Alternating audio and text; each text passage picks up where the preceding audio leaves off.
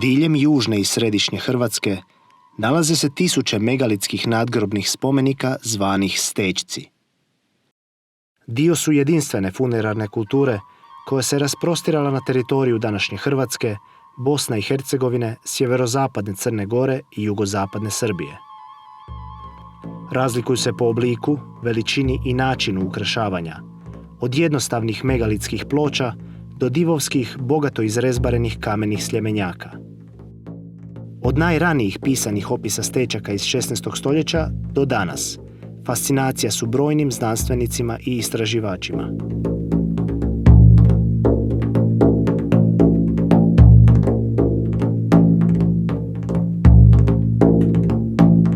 Stećci se često nalaze uz važne antičke i predantičke prometnice, na granicama pojedinih sela i u blizini prapovijesnih utvrdi i naselja zvanih gradine. Također, brojni stećci su smješteni na prapovijesnim gomilama ili u njihovoj neposrednoj blizini. Neki stećci su kenotafi, spomenici podizani u čast pokojnika bez ukopanih posmrtnih ostataka. Zabilježeni su i slučajevi višestrukih naknadnih ukopa i nalazi megalitskih kamenih sarkofaga ispod stećaka.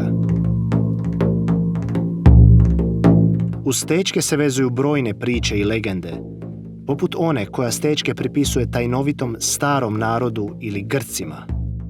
Prema predaji, ovaj narod je iznenada iščeznuo, odselio se ili izumro nakon velike poplave ili duge zime od 7 ljeta.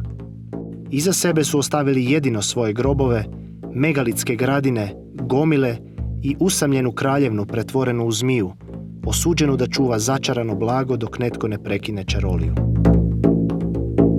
Čest motiv kojim se tumači nastanak nekropola sa stećcima je onaj o sukobljenim svatovima, po čemu se nekropole nazivaju svatovskim grobljima. Lokalne zajednice su stoljećima bile čuvari ovih nadgrobnih spomenika. Pomicanje ili oštećivanje stećaka bilo je strogo zabranjeno. I danas stariji ljudi opisuju strašne oluje, tuču i potrese koji bi nastali prilikom oskvrnjivanja i uništavanja ovih spomenika. Pojedini stećci su smatrani grobovima svetih ljudi i bili cilj hodočašća. Hodočasnici bi ih obilazili na koljenima uz molitvu te strugali stećke vjerujući da ta kamena prašina ima magične moći i ljekovita svojstva.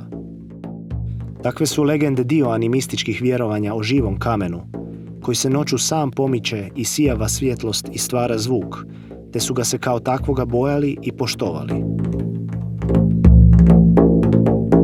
Ponekad priče opisuju stećke kao portale, vrata u drugi svijet ili dimenziju.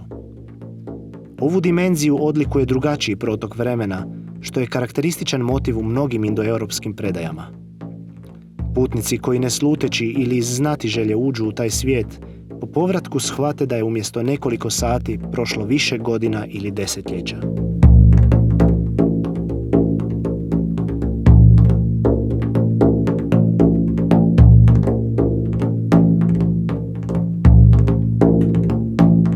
Velika većina stećaka je bez ikakvih ukrasa. Među ukrašenim stećcima postoje stotine različitih ornamenata i motiva raznolike simbolike. Polumjesec i zvijezda, mač, ljiljan, ples u kolu, fantastična stvorenja, arhitektonski motivi, križevi raznovrsnih oblika, svastike i ang simboli.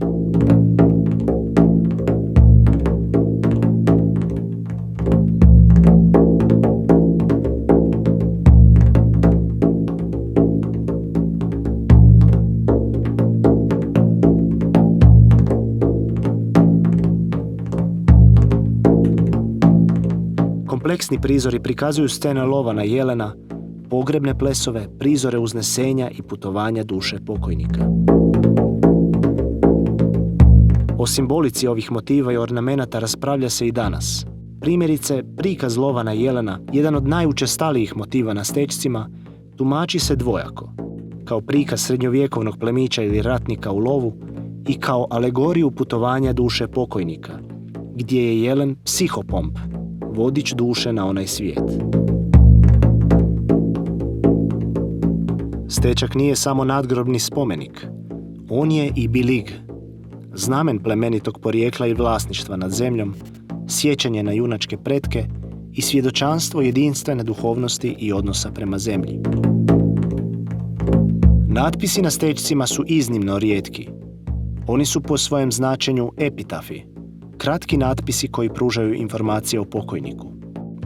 Pisani su gotovo isključivo posebnom vrstom ćiriličnog pisma koje se koristilo samo na prostoru Hrvatske i Bosne i Hercegovine. Jezik ovih natpisa je mješavina srednjovjekovne pravne terminologije, poezije i crkveno-slavenske književne tradicije i predstavlja svjedočanstvo visoko razvijene viteške kulture u srednjovjekovnoj Hrvatskoj i Bosni. Svojom kompleksnom strukturom pojedini epitafi slijede srednjovjekovne darovnice i pravne listine. Jedna od najčešćih formula u natpisima je ona koja navodi da se pokojnik ili njegov stečak nalaze na plemenitom na svomu, na vlastitoj zemlji, označavajući status pokojnika i njegovih nasljednika kao slobodnih plemenitih ljudi i onih koji su svoji na svome. Do danas je poznato oko 70.000 sačuvanih stečaka, od kojih se najveći broj nalazi na prostoru današnje Bosne i Hercegovine. Većina ovih spomenika teži po nekoliko tona, a najteži preko 32 tone. S obzirom na činjenicu da su tijekom povijesti ovi spomenici često uništavani, a kamen korišten kao građevni materijal za gradnju crkava, kuća i cesta, ukupni broj stečaka mogao je biti puno veći. Također, nova arheološka istraživanja otkrivaju do sada nepoznate nekropole stečaka. Većina arheologa i povjesničara slaže se da su stečci podizani tijekom kasnoga srednjeg vijeka, od 12. do 16. stoljeća.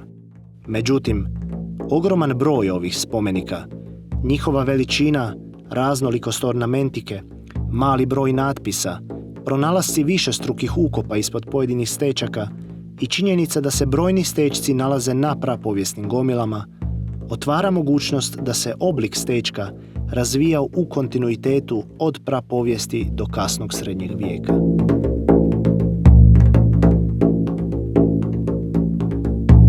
Kako bi se doprinijelo poznavanju i valorizaciji ovog važnog dijela kulturne baštine, uz dosadašnji vrijedan rad generacija arheologa i entuzijasta, potrebno je ipak još arheoloških istraživanja, jer je samo malen postotak od ukupnog broja nekropola sa stečcima sustavno istražen. Stečci do danas ostaju zagonetka čije odgonetavanje traži interdisciplinarni pristup i suradnju stručnjaka, entuzijasta i lokalnih zajednica.